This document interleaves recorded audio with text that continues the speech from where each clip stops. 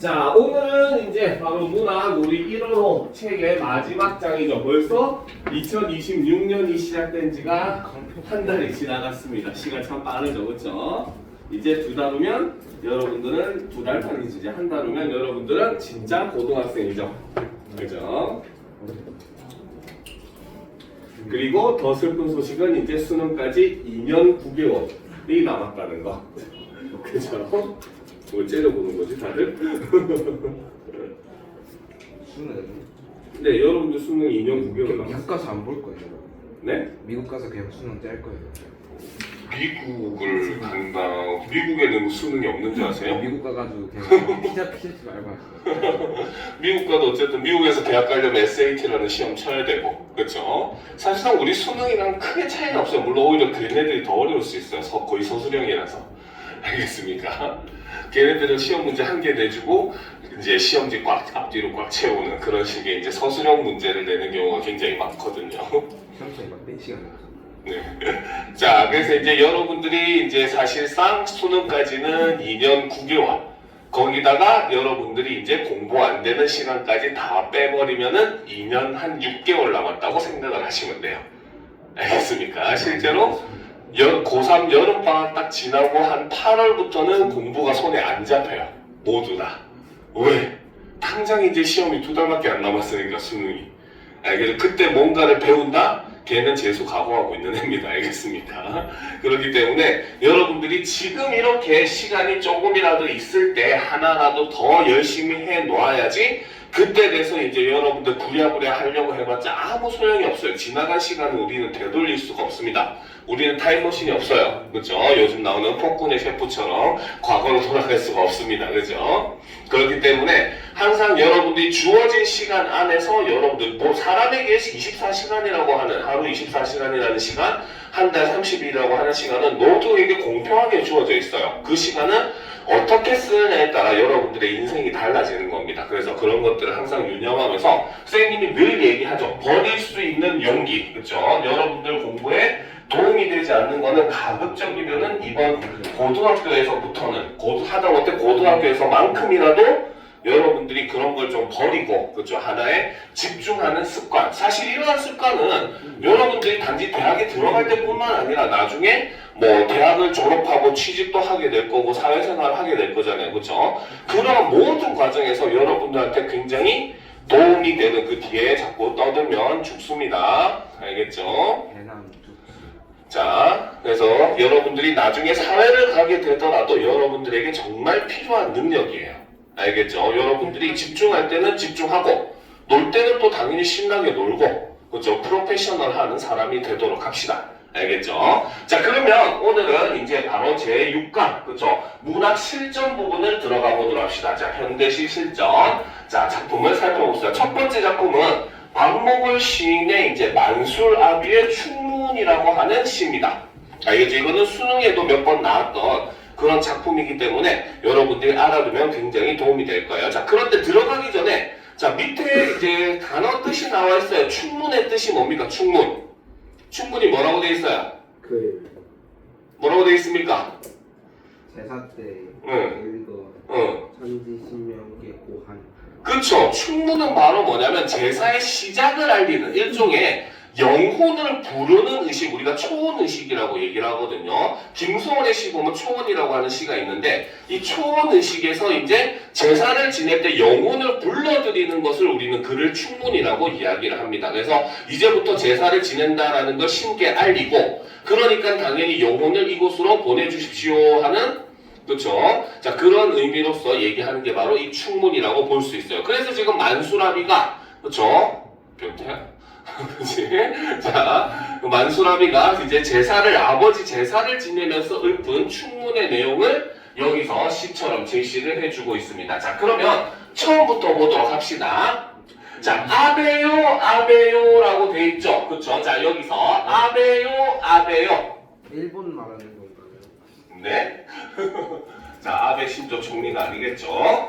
자, 여기서 아베는 바로 뭐다? 아빠? 그쵸, 바로 아버지의 우리 아빠 아베는 방언이죠. 사투리입니다. 알겠습니까? 자, 우리는 그래서 여기서 몇 가지를 알아야 돼요. 알겠죠? 첫 번째로, 그치? 자, 여기서는 방언을 사용을 하고 있습니다. 자, 그래서 방언을 사용함으로써 뭡니까? 높아지는 것은 바로 무엇이다? 바로 현장감. 진짜 이곳에 있는 듯한 그러한 느낌. 그쵸? 그 다음에 향토적. 도시가 아닌 시골적인 그러한 느낌을 우리에게 전해준다라고 볼 수가 있더라는 겁니다. 알겠습니까? 혹은 향토적, 비슷한 말로 토속적 같은 의미라고 보시면 돼요. 알겠죠? 자, 그리고 두 번째는 아베요, 아베요라고 하고 부르고 있잖아요. 그렇죠? 그렇기 때문에 여기서 같은 말을 두 번 반복하고 있죠. 그렇죠? 반복을 함으로써 당연히 시에서는 반복을 하면 뭐가 형성이 된다? 아빠가 두 명이. 네? 바로 운율이 형성이 되겠죠. 운율이 형성이 되죠. 그렇죠? 자, 그리고 이제 세 번째. 그쵸? 자, 이 아버지라고 하는 사람, 물론 지금 이게 우리가 충문이라고 하는 걸 알고는 있어요. 그쵸? 충문, 바로 제사 지낼 때 처음에 이제 읽는 글이라고 했습니다. 근데 어쨌든 이 말은 바로 뭐다? 아버지를 대상으로 만수랍이라고 하는 사람이 이야기를 하는 부분이라고 볼 수 있어요. 그래서 이 아버지가 바로 이 부분의 시적 청자에 해당한다. 시적 대상은 아니에요. 알겠죠? 우리가 시적 대상과 시적 청자 같은 거는 구분을 할 필요가 있습니다. 알겠습니까? 시적 대상이라고 하는 건 바로 뭐냐면 화자가 지금 일종의 집중하고 있는 온 정신을 그곳에 쏟고 있는 그 대상이라고 볼 수 있고 그거 아빠 같지 않나요? 네? 자, 그런데 시적 대상이 드러나는 시는 바로 뭐다? 화자의 처지가 아닌 대상의 처지를 통해서 주제를 드러내야 돼요. 알겠습니까? 그런데 실적 청자는 뭡니까? 이 시는 뒷부분의 내용을 여러분들이 이제 읽어보면 알겠지만 사실 주가 되는 거는 화자의 처지가 주가 되는 거예요. 알겠죠? 그러니까 자신의 이야기를 아버지에게 이야기하듯이 이제 그 글을 써놓은 게 바로 이 충문이거든요. 그렇기 때문에 시적 청자는 그냥 말을 들어주는 사람이라고 생각하시면 되고 시적 대상은 주제와 연관이 있어야 된다라는 것도 여러분들이 분명을 해둘 필요가 있습니다. 알겠죠? 그래서 주제와 연관, 주제를 형상화시키는 소재가 대상이 되는 거지 주제와 관련이 없는 대상은 우리가 시적 대상이라고 얘기하지 않습니다. 알겠습니까? 자, 그래서 지금 첫 번째 화자는 아버지 하고 아버지를 부르고 있죠. 일종의 초음의식이라고 볼 수가 있겠죠. 자, 그런데 그 다음 봅시다. 자, 내 눈이 티눈인 걸. 자, 티눈. 밑에 뜻이 뭐라고 되어 있습니까? 티눈. 밑에 뜻이 뭐라고 되어 있어요? 바로 까막눈이라고 되어 있죠. 그렇죠? 즉, 바로 뭐다? 문맹을 상징합니다. 저 바로 글을 읽지 못한다는 뜻이죠. 그러면 당연히 글도 못 읽는 사람이니까 바로 뭐다? 충문을 쓸 수가 있어요? 없어요? 없다는 거죠. 그렇죠? 그래서 이 문맹, 화자가 바로 문맹이기 때문에 바로 뭐다? 충문을 쓸 수가 없더라 라고 이야기를 하다는 거죠. 자, 그리고 여기서 내문이라고 했기 때문에 여기서 나는 바로 뭐다? 화자가 되는 것이고 시적 화자가 되는 것이고 제목이 바로 뭡니까? 만술아비의 충문이라고 되어 있었잖아요. 그렇죠? 그러면 지금 이 말을 하고 있는 나가 바로 누구다? 만술아비다. 그래서 우리가 이것만 딱 보더라도 바로 뭐다? 만술아비라고 하는 인물이 화자로서 바로 뭐다? 자신의 아버지 제사를 지내며 그죠? 이 충문을 외우고 있다라고 볼 수 있다는 겁니다. 알겠죠? 그래서 아베요 내 눈이 티눈인 걸 아베도 알지로요 아버지도 아시지요 라고 아버지한테 지금 물어보고 있더라는 거죠. 자, 그 다음 이어서 보도록 합시다. 자, 등잔불도 없는 제사상에 충문이 당한기요 라는 거지. 그치? 자, 지금 바로 뭐다? 제사상을 차려야 되는데 촛불조차도 놓을 수가 없는 상황이라는 거죠. 지금 집안이 굉장히 어떻다? 굉장히 그렇죠. 가난하다라는 걸 얘기를 합니다. 그래서 가난한 형편을 이렇게 얘기를 하는 거죠. 자, 그래서 등잔불도 없는 제사상인데 일단 첫 번째, 내가 지금 충문을 제대로 쓰지 못하는 이유 첫 번째는 바로 뭐다? 문맹이기 때문에. 두 번째는 너무나 가난해서 제대로 된 제사상을 차릴 수가 없기 때문이다 라는 거죠. 그렇죠? 그래서 충문이 당한기요, 당합니까? 라고 얘기를 하면서 여기서는 서리의 방법을 사용을 하고 있죠. 그러니까 지금 상황상 충문을 쓸 수가 없다 이런 뜻으로 답이 정해져 있는 물음이기 때문에 서리법이다 라고 볼 수 있다는 거죠. 자, 눌러. 자, 여기서도 지금 같은 말이 반복돼서 사용을 하고 있죠. 그래서 이를 통해서 역시 마찬가지 음률을 형성을 하고 있습니다. 자, 그래서 눌러 소금에 밥이나마 많이 묻고 가이소. 자, 비록 차린 것은 없지만 반찬이나 이런 여러 가지 국이나 이런 것들을 차릴 수는 없지만 비록 이 상이 소금과 밥만으로 이루어진 제사상이지만 그것만이라도 많이 드시고 가십시오라고 얘기를 하는 거죠. 즉 워낙 가난한 형편이니까 제사상조차도 제대로 차릴 수가 없었어요. 그럼에도 불구하고 지금 아버지를 위해서 이렇게 정성을 다하고 있다는 거죠. 그렇기 때문에 소금의 밥이라고 하는 것은 바로 뭐다? 아버지에 대한 만술아비의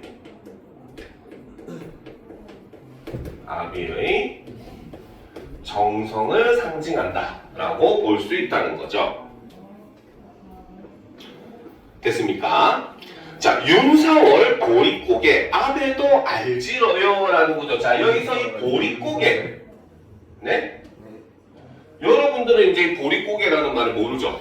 그렇죠? 보릿고개가 뭐냐면은 우리나라 같은 경우는 농사를 1년에 이모작을 짓습니다. 두 번 농사를 지어야 알겠죠? 늦봄에 이제 모를 심어가지고 모판에다 기른 모를 이제 늦봄에 그 논에다가 옮겨 심은 다음에 이것을 이제 가을에 추수를 하는 게 쌀입니다. 알겠습니까? 그리고 이제 쌀을 거두고 난 다음에 좀 늦가을쯤에 그 논에다가 다시 보리를 심어요. 알겠죠? 그리고 보리는 겨울 작물이기 때문에 겨울 작물이기 때문에 겨울 동안 이제 자라고 그 다음에 봄에 이제 그 보리를 수확을 하거든요. 알겠습니까? 그래서 이제 1년에 2번 우리나라는 수확을 합니다. 그리고 보리를 수확한 자리에 다시 모를 심는 이런 순환이 일어나거든요. 그런데 이제 우리가 일반적으로 농가들 같은 경우에는 즉 가을에 추수한 쌀을 가지고 봄에 이제 보리를 수확하기 전까지 먹습니다. 알겠죠? 그리고 봄에 보리를 수확을 하면 이제 그 보리를 가지고 가을에 이제 또 쌀을 수확하기 전까지 먹어요. 알겠죠? 그런데 이 보릿고개가 바로 뭐냐면 이제 쌀은 이제 가을에 추수를 했고 겨울을 쭉 지내면서 이제 보리를 수확하기 한 달에서 일주일 정도 아직 보리 수확 시기가 이른 시기인데 쌀이 떨어져 버려요. 먹을 게 떨어집니다. 알겠죠? 그런 시기를 바로 보리를 기다리는 아주 배고프고 힘겨운 시기라고 해서 이거를 보릿고개라고 이야기를 해요. 알겠죠? 자, 그러니까 윤사월이라고 하는 것은 우리는 4년에 한 번씩 윤달이라고 하는 게 존재를 해요. 그죠? 그러니까 윤달이 끼게 되면 봄이 늦게 옵니다. 2월달이 한 번 더 있어요. 음력으로 따지면. 알겠죠? 그러니까 봄이 늦게 오니까 바로 사람들이 가뜩이나 이제 봄이 돼가지고 보리가 이제 그 수확을 하기를 기다리는데 그 시기가 또 늦춰지니까 쌀이라고 하는 양은 한정돼 있고 그러니까 쌀이 떨어져 버려서 사람들이 굉장히 힘겨운 그런 시기를 보내더라는 거죠. 그래서 이 보릿고개라고 하는 것은 바로 뭐다? 바로 배고프고 힘겨운 그런 시기를 이야기한다라고 볼 수 있다는 거죠. 자, 그래서 윤사월 보릿고개 아베도 알지러요. 간고등어 한 손이면 아베 소원 풀어드리련만. 자, 간고등어 한 마리면은 아버지의 소원을 풀어드릴 수 있겠지만 이라고 얘기했어요. 있겠지만이라고 하는 거는 소원을 들어드릴 수가 있었다 없었다? 없었다는 겁니다. 그렇죠? 즉 바로 간고등어 한 손이라고 하는 것이 바로 무엇이다? 아버지의 소원이었다는 거죠. 그런데 뭡니까? 풀어드리련만이라고 얘기하는 것은 바로 무엇이다? 바로 간고등어 한 마리 제사상에 올릴 수 없는 그러한 처지더라 라고 이야기를 하는 거죠. 자, 그렇지만 바로 뭐다? 저승길 배고플라요. 소금에 밥이 남아 많이 묻고 가이소라는 거지. 그치? 그래서 여기까지가 바로 뭐다? 충문의 내용인 것이고, 그쵸? 그래서 여기서는 바로 뭐다? 화자, 즉 만술압이죠. 그쵸? 화자의 독백을 통해서, 즉 죽은 아버지한테 얘기하는 거니까 혼잣말 하는 거잖아요. 그렇죠? 그래서 독백을 통해서 자신의 처지를 드러내주고 있습니다. 자, 그러니까 이 부분에서 만수라비의 독백이 드러나고 있다라고 얘기를 하니까 여기서 화자는 바로 뭐다? 일종의 1인칭의 시점으로서 만수라비가 직접 이야기하는 그런 모습을 보여주고 있습니다. 알겠죠? 알겠습니까? 자, 그런데 이제 이 시는 약간 여기서 특이한 모습을 보이죠. 자, 이 부분을 기준으로, 자, 여보게라고 하는 이 부분을 기준으로 바로 화자가 변화를 합니다. 화자의 변화가 일어나게 되죠. 바로 1인칭 화자에서 제3자인 3인칭 화자로 변화를 하게 됩니다. 갑자기 귀신이 나타났나봐요. 그쵸? 자, 여복의 만수랍이 네 정성이 엄쳤다. 굉장히 대견하다라는 거죠. 그쵸? 이승저승 다 다녀도 인정보다 귀한 것 있을라고. 즉 인정보다 귀한 것이 있다 없다. 그쵸? 없다가 되겠죠. 그쵸? 역시 답이 정해져 있는 물음이기 때문에 여기서도 역시 서리법이 쓰였습니다. 그쵸? 그래서 여기서 이승저승 다 다녀도 인정보다 귀한 것이 있을라고. 더 귀한 게 없다. 바로 인정이 바로 가장 소중한 가치가 되는 것이고, 여기서 있을라고라고 하는 것은 바로 뭐다? 서리법을 사용을 함으로써 인정이 가장 가치 있는 것이다. 귀한 것이다. 라고 이야기를 하고 있다는 거죠. 자, 망령도 응감하여 되돌아가는 저승길에, 자, 여기서 이 망령은 바로 뭐다? 죽은 아버지가 되겠죠. 그쵸? 죽은 아버지의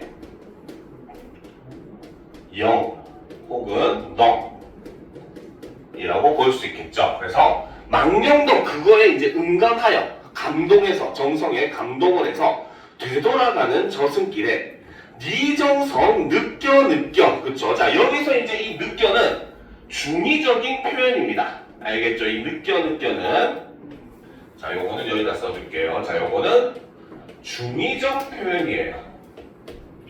알겠습니까? 첫 번째 의미는 바로 뭐다? 만술아비의 정성을 어떻게 느꼈다라는 뜻이죠. 바로 여기서 정성을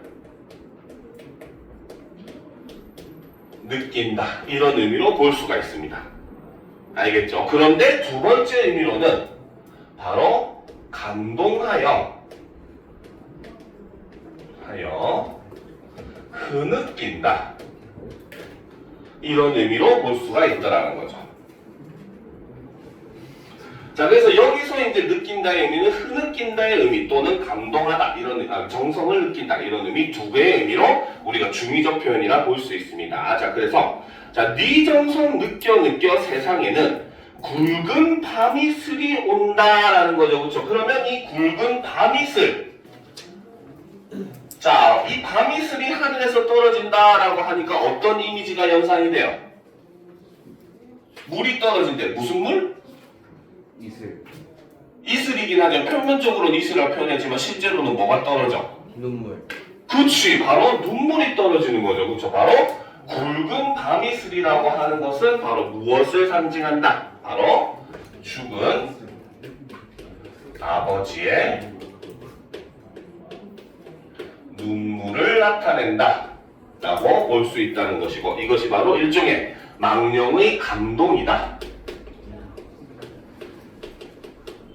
즉 이 담이슬이 떨어지는 것은 바로 뭐다? 망령이 만수라비의 정성에 감동해서 흘리는 눈물이다라고 표현을 하고 있다는 거죠. 알겠습니다. 그래서 이게 박모걸의 만수라비의 충문이라고 하는 시고, 비록 굉장히 가난한 현실이지만 바로 뭐다?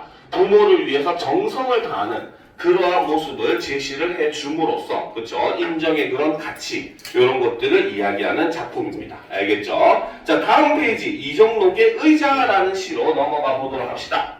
그렇죠? 자, 준비됐습니까? 자, 그러면 이어서 보도록 합시다.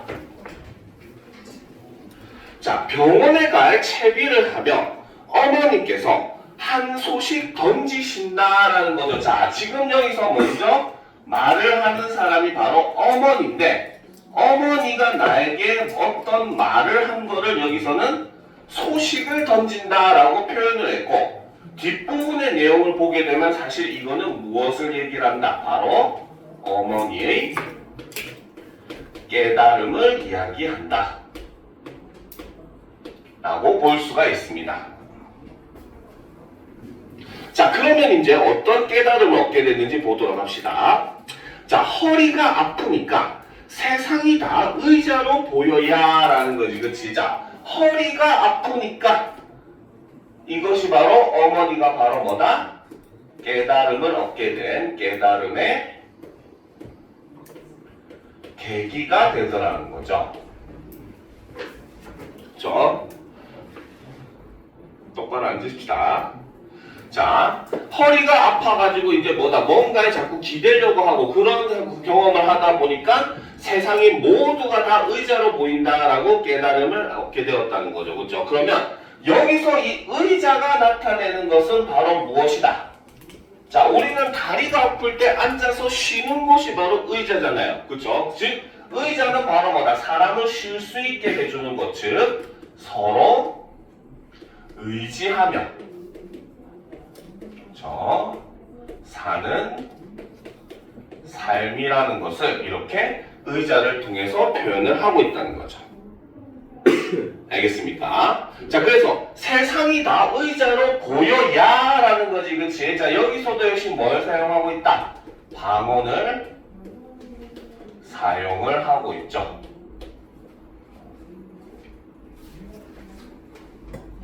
자, 그래서 어머니는 얘기합니다. 꽃도 열매도 그게 다 의자에 앉아있는 것이요 라고 얘기를 함으로써 굉장히 생동감과 향토성을 느끼게 해주고, 바로 어머니는 바로 뭐다? 세상의 모든 것은 다 의자에 앉아있다. 서로가 서로를 의지하면서 살아가고 있다 라고 이야기를 하더라는 거죠.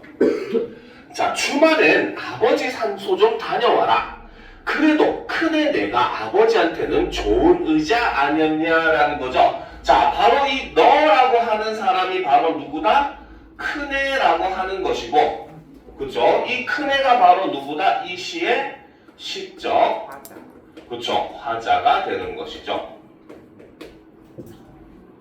자, 그러니까 이 시는 바로 뭐다? 어머니의 말을 인용하듯이 표현한 시가 바로 뭡니까? 의자라고 하는 시의 특징이다. 즉, 화자가 얘기한다기보다는 어머니의 말을 듣고 그 경험을 시로 표현하고 있다라고 보는 게 맞다는 거죠. 알겠습니까? 그래서 아버지한테는 좋은 의자 아니었냐라는 거죠. 그 말은 바로 뭐다? 아버지가 큰아이인 화자를 굉장히 믿고 의지했다. 이런 의미로 볼 수가 있다는 거죠. 자, 이따가 침 맞고 와서는 참외밭에 지푸라기도 깔고 호박에 빠리도 받쳐야겠다. 그것들도 식구인데 의자를 내줘야지라는 거지. 그치? 자, 그러면 바로 뭐다? 자, 여기서 참외에게는 바로 뭡니까? 지푸라기가 무엇이 된다? 의자가 그쵸 되는 거죠. 그쵸? 그래서 참외에게는 지푸라기가 바로 뭐가 된다?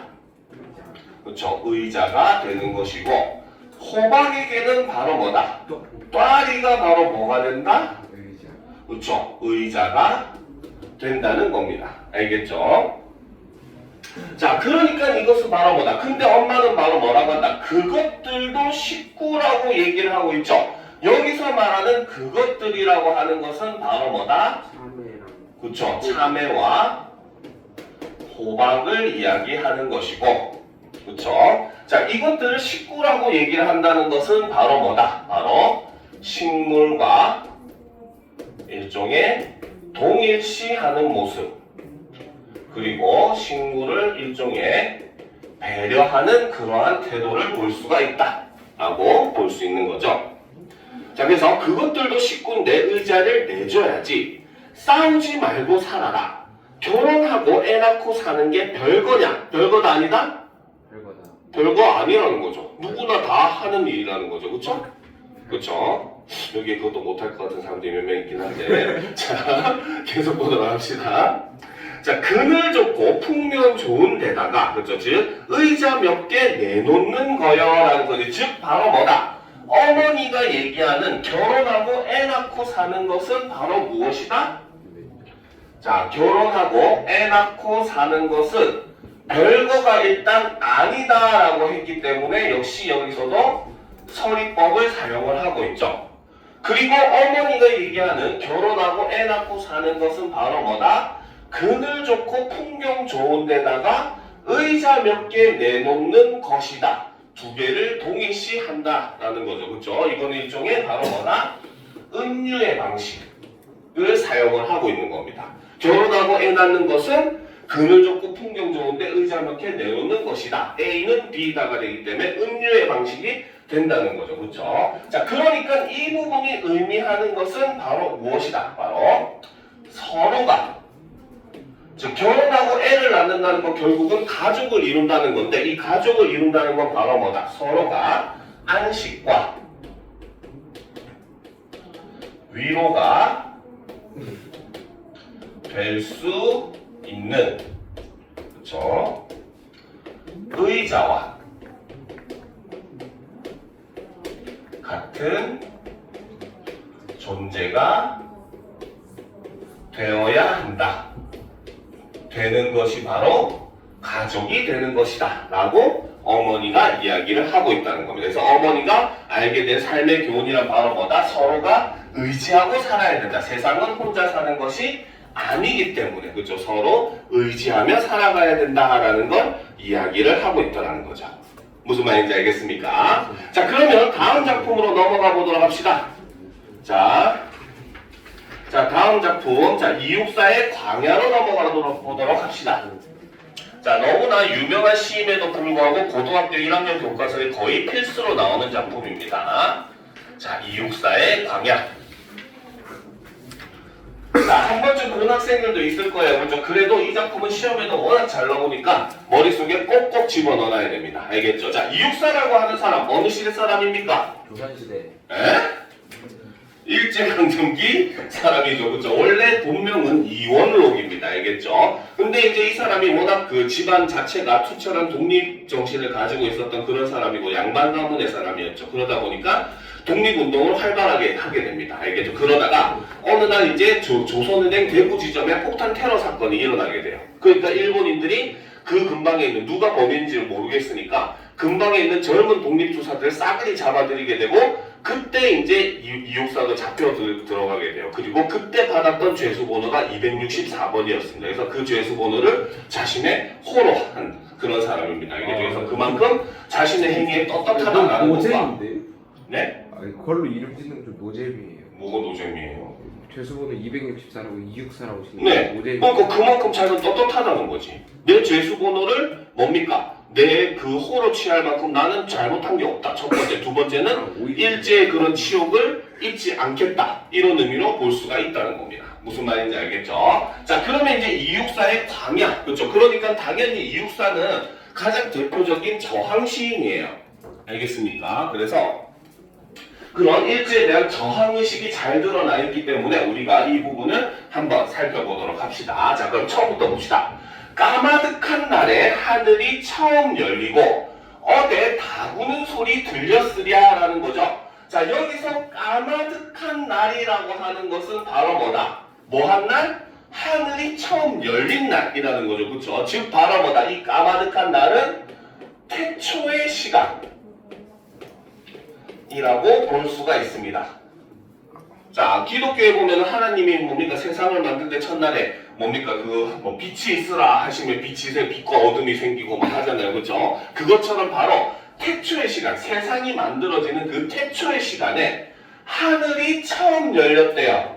그렇죠? 하늘이 처음 열렸다는 것은 바로 개천, 즉 천지 개벽을 의미한다. 세상의 생성의 시간을 의미한다라는 거죠. 그렇죠? 자, 그랬을 때 어디서 다구는 소리가 들렸으랴? 들렸다 안 들렸다? 세상이 이제 뭡니까? 까마득한 날에 하늘이 처음 열렸을 때 어디서 다구는 소리가 들렸다 안 들렸다? 들렸다.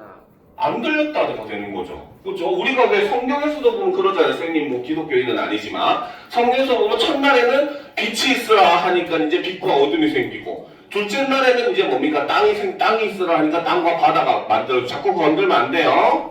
땅과 바다가 만들어지고, 그렇죠? 그리고 셋째 날에 이제 드디어 생명을 만들잖아요, 그렇죠? 그러니까 천지가 처음 만들어질 때는 바로 뭐다? 생명의 존재라고 하는 게 존재하지 않았다는 걸 여기서 서리의 방법으로 얘기를 하고 있죠. 들렸으랴라는 건 들리지 않았다. 서리법을 사용을 하고 있고, 그렇죠? 그러면 여기서 다구는 소리라고 하는 것은 바로 뭐다? 바로 생명의 기척. 생명이 있는 게 당만 있는 건 아니잖아요, 그렇죠? 그렇기 때문에 생명을 가진 모든 존재 중에 일부인 다구로서 모든 생명을 대신해서 표현하기 때문에 여기서 쓰인 설명 방법은 표현 방법은 대유법이 쓰였습니다. 알겠죠? 대유법이 뭐라고 해서 어떤 개념 속에 포함되는 구체적인 사물로 그 개념 전체를 대신해서 표현하는 걸 우리는 대유법이라고 했죠. 그렇죠? 그러니까 생명을 가진 모든 것을 생명이 있는 닭이라고 하는 존재로 대신해서 표현하고 있기 때문에 대유법을 사용했다라고 보시면 됩니다. 알겠죠? 자, 그런데 이제 이 시도 2년도 보게 되면 지금 시행이 점점점 길어지는 계단식 구성을 가지고 있어요. 알겠죠? 이 시의 특징 중에 하나가 바로 뭐냐? 바로 계단식 구성을 볼 수가 있습니다. 알겠죠? 그래서 각 연이 그렇죠? 세 개의 행으로 점점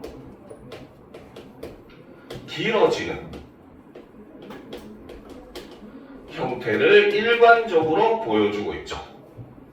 알겠습니까? 그래서 이걸 통해서 당연히 이런 것들이 계속 연달아 나오고 있기 때문에 당연히 운율도 형성이 되면서 그리고 의미도 점점 길어진다는 게 더욱더 의미의 강도가 강해진다라는 의미로도 볼 수가 있어요. 알겠습니까?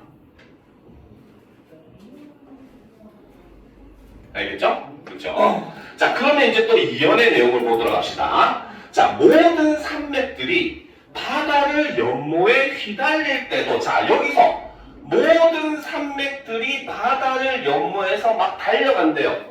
그쵸? 그치? 자, 일단 여기서 표현하고자 한 거는 바로 뭐다? 이제 하늘이 열렸기 때문에 땅이 생기는 거잖아. 그치? 즉, 바로 이연에서는 산맥의 형성 과정을 이렇게 제시를 해주고 있어요. 알겠죠? 근데 산맥이 바다를 사랑해가지고 달려간대. 진짜 산맥이 바다를 사랑합니까? 아니잖아, 그치? 그럼 무슨 법? 사랑한다는 감정이 들어가 있기 때문에 이것을 의인법이라고 보죠. 얼마 전까지만 해도 이 부분을 활용법으로 보는 교과서가 많았거든요. 근데 최근에 이제 2022년 개정, 2015년 개정 말쯤부터 요거를 의인법으로 보는 경향들이 좀 더 강해졌어요. 알겠습니까? 자, 그래서 모든 산맥들이 바다를 연모에 휘달릴 때도 차마 이곳을 범하던 못하였으리라 라는 거죠. 바로 이곳이 바로 이 시의 제목인 바로 광야라고 하는 공간이고, 그렇죠? 이 광야는 바로 무엇이다? 우리 민족의 터전을 이렇게 얘기를 하고 있다는 거죠. 근데 이 산맥이 만들어질 때 이 산맥들조차 이 광야를 함부로 침범할 수 있었다 없었다? 침범했다 안 했다? 안 했다는 거야. 그만큼 이 광야는 어떤 곳이다? 광야는 신성한 곳이다. 바로 광야의 신성성을 이렇게 표현을 하고 있다는 거죠. 실제로 우리가 그 뭡니까 주몽 신화나 이런 데 보면은 그죠 동명학 신화에 보면 그렇잖아요. 알을 뭡니까 괴이학 계획을 가지고 이제 뭡니까 금화왕이 알을 갖다 버렸는데 모든 동물들이 그 알을 다 비켜가더라 이렇게 하잖아. 그렇지? 그러니까 신성하니까 함부로 건들지를 못하더라는 거죠. 알겠습니까? 자, 그럼 이제 3년의 내용을 보도록 합시다. 자, 끊임없는 광음을 그렇죠? 자, 좀 더 올려야겠네. 잘 보이게. 자, 끊임없는 광음을 부지런한 계절이 피어선 지고. 자, 여기서 지금 계절이 피고 진대요. 실제로 피고 지는 건 뭡니까? 뭐가 피고 져요? 꽃이 피고 지잖아요. 그렇죠? 자, 그런데 계절이 피고 진다라고 표현을 했기 때문에 여기서는 계절을 마치 꽃처럼 즉 계절이 왔다가 가는 거를 꽃이 폈다 졌다로 표현을 했잖아요. 그렇죠? 이런 건 우리는 바로 뭐다? 추상적 관념의 구체화 혹은 다른 말로는 주관적 변용이 사용되고 있다. 이렇게 얘기를 합니다. 알겠죠? 즉 여기서는 바로 뭐다? 추상적 관념인 시간 혹은 계절을 그렇죠? 구체적 대상 여기서는 꽃이겠죠? 대상처럼 표현을 함으로써 시간이 이렇게 흘렀다라고 하는 것을 이렇게 비유적으로 표현을 한 거예요. 알겠죠? 이런 걸 우리는 추상적 관념의 구체화 혹은 다른 말로 주관적 변용이라고 합니다. 알겠죠? 자, 그런데 여기서 이제 선생님하고 계속 수업을 한 학생들은 이 추상적 관념의 구체화가 쓰인 다른 시를 배웠었어요. 고전 작품 중에. 혹시 어떤 작품인지 기억납니까? 우리 예전에 한번 배웠어요. 추상적 관념의 구체화가 쓰인 고전 작품 대표적인 시조를 하나 배웠어요. 와, 시조라는 칭트까지 나왔어. 그쵸? 이거는 항상 세트로 묶어서 보도록 하세요. 알겠죠? 바로 황진이의 동짓달 기나긴 담을 그쵸? 한 허리를 버혀내요. 자, 이랬을 때 바로 밤의 한 허리를 잘라낸다. 즉 시간이라고 하는 것은 구체적인 추상적인 대상이잖아요. 우리가 보고 듣고 만지고 할 수 없는 대상이잖아. 그렇지? 근데 그거를 마치 종이처럼 잘랐다가 접어서 숨겨놨다가 다시 쭉 펴가지고 붙여가지고 어떤 밤을 길게 인과 함께하는 즐거운 시간을 길게 보내고 싶다라고 얘기하는 여기서 가장 어떻게 보면 추상적 관념의 구체화가 결정적으로 사용된 시다라고 볼 수가 있어요. 그래서 이 두 개는 거의 세트로 등장을 합니다. 이 광야라는 시와 이 동짓달 기나긴 밤은 세트로서 많이 등장을 해요. 그래서 지문이 세트로 구성이 되는 경우도 있지만 여기에 밑줄 쳐놓고 다음 중에 이 부분에서 쓰인 표현법과 같은 것이 쓰인 표현법을 거기에서 찾으시오라고 했을 때 얘가 답으로서 등장하는 경우가 굉장히 많습니다. 알겠죠? 그러니까 여러분들이 두 작품은 함께 엮어서 공부를 해주시면 굉장히 이해도 좋고 시험 대비도 훨씬 더 원활하게 할 수가 있을 거예요. 알겠죠? 자, 그럼 계속 봅시다. 부지런한 계절이 피어선 지고 큰 강물이 자, 강물이라고 하는 거는 일반적으로 시에서 알겠죠? 역사, 문명 이런 걸 의미합니다. 알겠죠? 그러니까 큰 강물이 비로소 길을 열었다라고 하는 것은 바로 뭐다? 이제 문명이 태동했다, 태어났다라고 볼 수가 있어요. 알겠죠? 그래서 비로소 길을 열었다라고 하는 거는 문명의 태동. 문명이 시작되었다. 이렇게 볼 수 있다는 거죠. 그러니까 1년에서는 바로 뭡니까? 태초의 시간에 세상이 처음 열리는 천지가 개혁하는 순간을 2년에서는 바로 뭡니까? 이제 땅이 산맥이 형성되는 순간을 그리고 3년에서는 더 시간이 지나서 어떻게 인류의 문명이라고 하는 게 생겨나는 시간을 이야기를 하고 있다는 거예요. 알겠죠? 그리고 그 과정에서 우리가 살고 있는 이 터전인 광야라는 공간은 그 역사 속에서 어떤 공간? 굉장히 신선한 공간이었다는 거죠. 그렇죠? 자, 그렇기 때문에 이 시에서는 이 시의 구성을 살펴보면 자, 광야의 구성을 살펴보면 첫 번째 바로 1년부터 3년까지는 시간이 과거를 나타냅니다. 그렇죠? 자, 이 과거를 통해서 뭘 나타낸다? 광야의 역사와 신성성에 대해서 이렇게 이야기를 하더라는 거죠. 알겠습니까? 이해가 돼요? 네. 그렇죠? 자, 그러면 이제 4년을 보도록 합시다. 자, 보도록 합시다. 자, 지금 눈 내리고 매화향기 홀로 아득하니. 자, 지금이라고 얘기했어요. 지금이라고 하니까 시간은 언제다? 과거, 현재, 미래 중에 현재가 되겠죠. 그렇죠? 지금은 바로 시간이 현재로 온 거예요.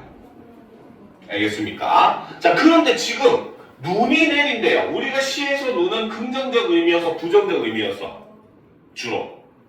물론 몇몇 시는 긍정적인 의미로 쓰이긴 하지만 대부분의 시에서는 부정적인 의미로 더 많이 쓰여요. 알겠죠? 그렇기 때문에 이 눈이라고 하는 것은 쉽게 말하면 시련, 고난을 의미하고 이 작품이 쓰여진 시대적 상황으로 이해를 하면 바로 뭐다? 일제 강점의 혹독한 시기다 라고 우리가 볼 수 있다는 거죠. 알겠습니까? 그래서 지금 눈 내리고, 자, 그런데 매화 향기만이 홀로 아득하대요. 자, 매화는, 자, 방금 눈이 뭡니까? 일제강점의 시련과 고난, 혹독한 상황을 얘기한다고 했어. 그치? 자, 근데 매화라고 하는 꽃은 눈을 뚫고 피는 꽃이라고 알려져 있어요. 알겠습니까? 그러니까 바로 뭡니까? 이 매화는 눈, 일제강점을 어떻게 깨트려버리는 대상이라고 볼 수 있다는 거야. 그치? 그럼 뭡니까? 매화가 의미하는 거는 일제강점이 끝나면 뭐가 와? 광복이 오잖아요. 그렇죠? 그러니까 광복이라고 볼 수 있는 거예요. 그런데 여기서 또 한 가지 질문. 화자는 매화꽃을 지금 보고 있을까요? 안 보고 있을까요? 안 보고 있죠. 왜? 향기만 홀로 아득하다고 했잖아. 그치? 그 말은 광복은 현재 왔다 안 왔다? 안 왔다. 그렇지. 아직은 오지 않았다는 거야. 다만 뭐다? 광복이 일어날 수 있는 광복의 기운이 느껴지더라 라고 이야기를 하고 있더라는 겁니다. 보인다 보여. 무슨 말인지 알겠죠? 그래서 매화향기만이 홀로 아득하다라고 하는 것은 광복의 기운을 느끼고 있다라는 겁니다. 자, 그러니까 화자는 뭐다? 내 여기 가난한 노래의 씨를 뿌려라 라고 얘기를 하고 있죠. 깜짝이야. 귀신인 줄 알았네. 자, 가난한 노래의 씨를 뿌려라 하고 있어. 자, 여기서 우리가 일단 주목할 거, 뿌려라 라고 하는 것은 무슨 형 어미를 사용하고 있다? 명령. 그치, 명령형 어미를 쓰고 있어요. 그쵸? 그런데 문장을 보면 내 여기다가 가난한 노래씨를 뿌려라 라고 얘기했어. 명령을 당하는 주체가 누구다? 누구한테 명령하고 있어? 누구한테 명령하고 있을까, 이 문장은? 바로 자기 자신, 나한테 얘기하고 있는 겁니다. 알겠죠? 자, 그렇기 때문에 여기서 우리는 명령형 어미를 사용을 하고 있는데, 자, 우리는 명령을 받으면 어떻게 해야 돼? 실행해야 돼. 그치, 명령을 실행해야 되잖아. 그치? 그 말은 거꾸로 얘기하면 뭐다? 내가 나한테 명령한다는 것은 이꼴 나는 반드시 그렇게 행동을 할 것이다 라는 의미가 돼요. 그렇기 때문에 우리가 시에서 자기 자신한테 명령이나 청유의 문장을 쓰잖아요. 그쵸? 그러면 여러분들은 이거를 무조건 뭘로 해석하느냐? 의지적 태도라고 해석을 하시면 됩니다. 무슨 말인지 알겠죠? 왜? 나한테 명령을 했다는 말은 내가 그렇게 행동을 할 것이다. 이런 의미가 되는 것이고, 그 말은 거꾸로 얘기하면 나의 의지를 드러낸다라고 볼 수 있다는 거죠. 무슨 말인지 알겠습니까? 이해가 돼요? 그렇죠? 자, 그래서 내 여기 가난한 노래의 씨를 뿌려라 라고 되어 있어요. 자, 그런데 여기 프린트가 좀 잘못됐어요. 여기에 연구분이 있습니다. 알겠습니까? 얘는 그 다음 연, 오연이에요. 알겠죠? 자, 그러니까 지금 여기서 그쵸? 광야의 구성 두 번째 바로 사연에서는 시간이 바로 현재를 나타내죠. 자, 그리고 이 현재는 바로 뭐다? 바로 암울한 현실을 드러내고, 그쵸? 자, 그런데 이제 여기 플러스 하나가 더 있는데 이거는 뒷부분을 보면서 얘기를 하도록 합시다. 자, 다시 천고의 뒤에, 자, 다시 아주 오랜 시간, 천고라고 하는 시간이 지난 뒤라는 거야. 그러면 시점은 바로 과거, 현재, 미래 중에 언제? 언제? 미래가 되겠죠, 그쵸? 그러면 이 시는 바로 뭐다? 과거, 현재, 미래의 시간의 흐름에 따른 구성을 취하고 있다라고 하면 맞는 말이 되는 겁니다. 알겠습니까? 자, 그런데 이제 다시 천고, 오랜 시간이 지난 뒤에 백마 타고 오는 초인이 있대요. 백마 타고 오는 왕자는 아니고 초인이랍니다. 알겠습니까? 자, 그래서 이 시의 화제는 백마 타고 오는 초인이 있다고 합니다. 바로 이 초인은 뭘 하는 사람?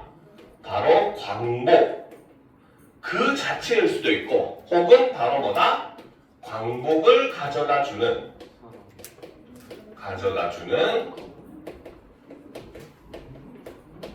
위대한 후손일 수도 있다. 이런 의미로 볼 수가 있다는 거죠. 자, 그러니까 아주 오랜 시간이 지난 뒤에 백마 타고 오는 초인이 있어. 이 광야에서 목 놓아 부르게 하겠다는 거죠. 무엇을 목 놓아 부르게 하겠다? 내가 현재 심어둔 가난한 노래의 시를 통해서 이곳에서 그 초인이 목 놓아 부를 수 있도록 하겠다라는 겁니다. 알겠습니까? 그 말은 바로 뭐다? 내가 우리나라에 직접적으로 광복을 가져다 줄 수는 없지만 나는 뭘 하겠다? 나중에 후에 광복이 올 때 뭔가 조금이라도 도움이 될 수 있는 밑바탕을 마련해 놓겠다. 이런 의미로 우리가 볼 수 있다는 거예요. 알겠죠? 그렇기 때문에 여기에 나오는 이 가난한 노래의 시라고 하는 것은 바로 뭐다? 그 광복을 위해서 나를 희생하겠다라고 하는 자기 희생적 의지, 즉 속죄양 모티프가 드러나고 있는 부분이다 라고 볼 수 있다는 거죠. 알겠습니까?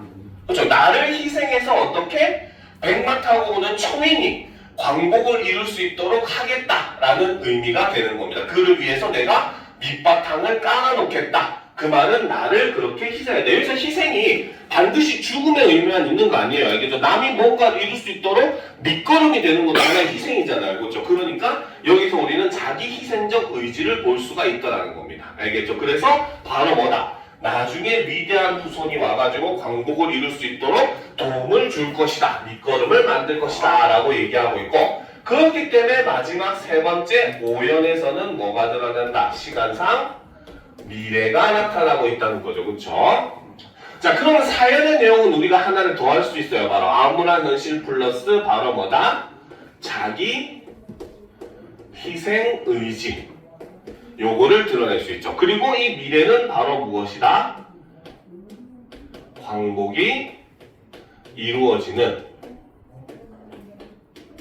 시간을 나타낸다. 요렇게 볼 수 있다는 거죠. 알겠습니까? 그래서 이 시는 바로 뭐다? 이렇게 과거, 현재, 미래 시간의 흐름에 따라 구성이 되어 있고, 그렇죠? 처음에 과거에서는 광야의 역사 그리고 신성한 공간임을 강조한 다음에 비록 지금 이 공간이 힘든 암울한 시기이긴 하지만 후에는 바로 뭐다? 반드시 이곳에 찬란한 미래, 광복이 있을 것이다 라는 걸 이야기하는 그러한 시였습니다. 무슨 말인지 알겠습니까? 자, 그럼 이제 다음 작품 보도록 합시다. 바로 박용래의 울타리박이라고 하는 작품이죠. 자, 여기까지 하고 쉬는 시간 가지도록 합시다. 알겠죠? 자, 그리고 쉬는 시간 끝난 다음에 여러분들 문법 시험 볼 겁니다. 문장 송분. 알겠죠? 네. 화이팅! 그죠? 자, 박용래의 울타리박 보도록 합시다. 몇 문제인가요? 30문제. 알겠죠? 시간은 40분. 1시간. 40분. 자, 보도록 합시다. 자, 머리가 마늘쪽 같이 생긴 고향의 소녀와라는 거죠. 자, 여기서 지금 머리가 마늘쪽 같이 생긴 사람이 바로 누구다? 고향의 소녀라는 겁니다. 그렇죠? 자, 마늘쪽 같이 무슨 법? 뭐뭐 같이 뭐뭐 있냐, 뭐뭐처럼 뭐뭐 듯이 무슨 법? 직유법이 되겠죠. 그렇죠? 여기서는 직유가 사용이 되고 있죠. 자, 그 다음 한여름을 알몸으로 사는 어머 변태네요. 그렇죠? 접니다. 그렇지. 잘하네요. 자, 그러다가 찰컹찰컹 합니다. 자, 한여름을 알몸으로 사는 고향의 소년과 그쵸? 자, 그런데 우리가 뭐 이렇게 선생님이 농담으로 여러분들 재밌으라고 가뜩이나 지겨운 수업 좀 재밌으라고 이렇게 농담을 하는 거지만 시에서 이렇게 알몸이라는 표현이 많이 등장을 해요. 시들을 보다 보면 특히 고등학교 과정에서는 보면은 이런 표현들이 많이 등장을 해요. 알겠죠? 그러면 얘네는 그럼 뭘 의미하냐? 공통적으로 뭘 의미하냐면 순수함을 의미합니다. 오히려. 그래서 아무것도 그냥 부끄러움도 모르는 그런 상태, 태초의 그런 순수한 상태를 의미해요. 실제로 이제 자, 실제로 다른 시에서도 보면은 두 가슴과 그곳까지 내놓은 아사날과 아사녀가 중립의 초래청 앞에 서서 부끄럼 맞대며 맞절할지니라는 이런 시가 있거든요. 알겠죠? 여기서도 내용을 보면 아사날과 아사녀는 우리 민족을 상징하는데 그 민족의 모습이 뭐다? 두 가슴과 그곳까지 내놓을 정도, 즉 알몸의 상태로 순수함을 유지하고 있는 모습이다라고 이야기를 해요. 알겠죠? 그렇기 때문에 여기서 이 고향의 소년과 소녀라고 하는 존재는 바로 어떤 존재이다. 그렇죠? 보게 되면은 그렇죠? 바로 천진하고 그렇죠? 소박하고 하며 순수한 그러한 존재를 나타냅니다. 알겠죠? 네. 자, 그래서 한여름을 알몸으로 사는 고향의 소년과 근데 중요한 건 뭐다? 같이. 자, 여기서 같이는 사실 어디로 들어가야 된다? 여기에 들어가야 돼요. 정확한 문장으로 하면 뭐다? 머리가 마늘쪽같이 생긴 고향의 소녀와 한여름을 알몸으로 사는 고향의 소년과 같이 이렇게 해야 올바른 문장이 되거든요. 그래서 이렇게 원래는 여기에 들어갈 게 다음 행에 들어왔기 때문에 우리는 이것을 행간 걸침이라고 얘기를 하고 행간 걸침을 사용을 함으로써 여기서 직유의 방식 뭐뭐 같이 뭐뭐 있냐 뭐뭐 듯이 뭐뭐처럼 직유의 방식을 나타내고 있다라고 볼 수 있다는 거죠.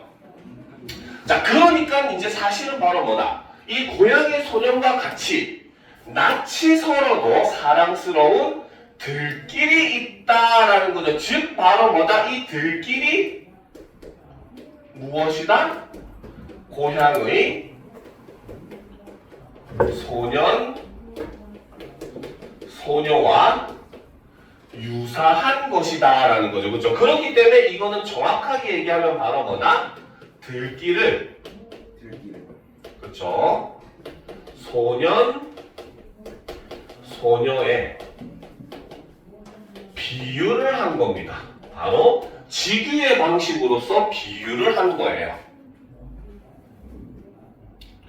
알겠습니까? 그러니까 이 들길이 뭐다? 바로 이러한 소년, 소녀의 모습처럼 굉장히 사랑스럽고 뭐다? 순수하게 보이더라. 굉장히 순수한 시골길의 모습으로 보이더라 라고 우리가 이해를 하면 되는 거예요. 그러니까 이 구조가 조금 복잡한데 내용 자체는 그렇게 어려운 게 아니에요. 사실은 들길을 이렇게 비유했다라고 핵심적으로 화자가 표현하고자 한 건 이 첫 번째 연에서는 들길이었다. 그쵸? 자, 그 다음 연, 두 번째 연을 보도록 합시다. 2연. 그쵸? 자, 그 길에 아지랑이가 피듯 태양이 타듯 제비가 날듯 길을 따라 물이 흐르듯이라는 거지. 그치? 자, 여기서 보면 그 길에 아지랑이가 피듯 태양이 타듯 제비가 날듯 길을 따라 물이 흐르듯 바로 뭐뭐듯이라고 하는 뭡니까? 문장 구조가 반복이 되고 있죠. 그리고 뭐뭐듯이라고 했기 때문에 역시 여기서도 직유의 방법을 사용을 하고 있습니다. 알겠습니까? 네. 알겠죠? 자, 그리고 이제 이 지규를 통해서 이야기하는 이 존재들은 여기서 말하는 바로 아지랑이, 태양,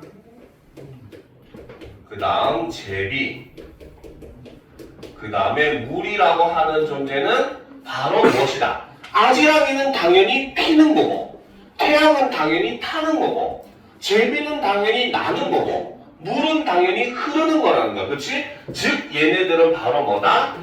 자연의 섭리에 따라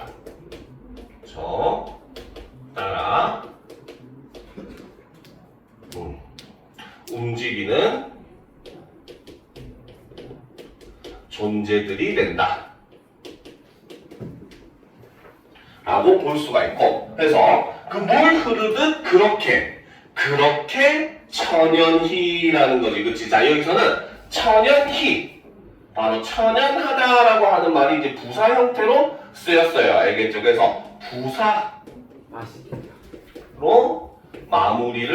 연을 마무리를 하고 있죠. 그렇죠? 그래서 이를 통해서 바로 뭐다? 앞 연의 내용을 압축하고 있습니다. 즉, 이 사랑스러운 들길이 어떻다? 바로 이렇게 자연의 섭리에 따라서 살아가는 그러한 모습을 담고 있다라는 것이고, 그렇죠? 그 다음 이어지는 다음 연의 모습을 또 강조해주는, 즉 내용상으로 보면 이 천연희라고 하는 부사가 다음에 오는 바로 뭡니까? 연 전체를 꾸며주는 그러한 형태로 볼 수가 있다라는 거죠. 알겠죠? 자, 그쪽에서 이렇게 자연의 그 들길의 모습을 아름답게 인식을 하고 있다는 거죠. 자, 그래서 다음 페이지 보면은 이어서 보도록 합시다. 자, 울타리 밖에도 화초를 심는 마을이 있다라는 겁니다. 알겠습니까? 즉 바로 뭐다? 이 마을 사람들은 무슨 짓을 한다? 울타리의 밖에다가 화초를 심는 짓을 한대요. 알겠습니까? 울타리 안은 누구의 영토야? 그 집 사람의 영토가 되겠지, 그치? 근데 울타리 밖은 그 집 사람을 위한 공간이야? 아니잖아. 울타리 밖은 공용 공간이잖아. 그치? 사람들이 누구나 다닐 수 있는 곳이잖아요. 그쵸? 그 말은 바로 뭐다? 울타리 밖에다가 화초를 심는다는 건 나를 위해 심는 거다? 남을 위해 심는 거다? 남을 위해 심는 거라는 거죠. 그죠? 그러니까 이 마을 사람들이라고 하는 사람들은 어떤 사람들이다? 그쵸? 바로 뭐다? 타인을, 그쵸? 배려하는 사람들이 사는 공간이라는 것이죠. 알겠습니까? 그래서 울타리 밖에도 화초를 심는 마을이 있다. 오래오래 잔광이 눈부신 마을이 있다. 즉 바로 이 마을의 모습이 어떻게 굉장히 오래 유지가 되더라는 거죠. 그쵸? 그래서 오래 지속되는 그러한 모습을 보여주고 있죠. 자, 밤이면 더 많이 별이 뜨는 마을이 있다라는 거죠. 자, 더 많은 별이 뜨는 마을. 그렇죠? 그만큼 바로 뭐다? 순수함을, 그렇죠? 간직한 그러한 마을이라는 것이고, 그렇죠? 굉장히 인위적이지 않은 그러한 마을이라는 거죠. 알겠습니까? 그래서 지금 박윤래의 울타리박이라고 하는 시는 바로 뭐다? 타인을 배려하는, 서로가 서로를 위하는 그런 마을로 향하는 들길에서 그 마을의 모습을 바라보면서 거기서 느껴지는 그런 정겨움, 사랑스러움, 순수함, 이런 걸 시로 표현한 게 바로 이 박용래의 울타리박이라고 하는 작품인 겁니다. 알겠습니까? 자, 그러면 지금부터 우리가 한 10분 정도 쉬었다가 25분에, 그렇죠? 이어서 아까 얘기했듯이 문장 성분 문제를 풀어볼 겁니다. 한 10분 정도 시험을 칠 거예요. 30분 시간이 30분까지